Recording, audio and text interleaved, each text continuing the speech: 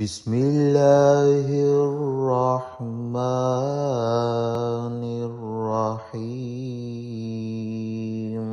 إذا زلزلت الأرض زلزالها وأخرجت الأرض أثقالها وقال الإنسان ما لها يومئذ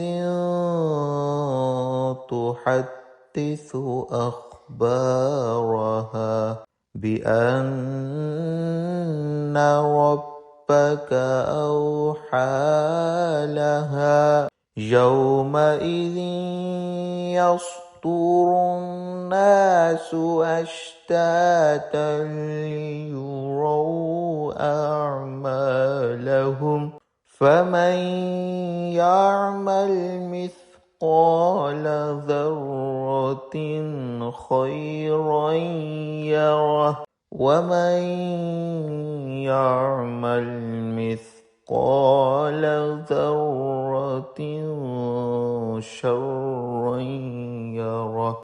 صدق الله العظيم.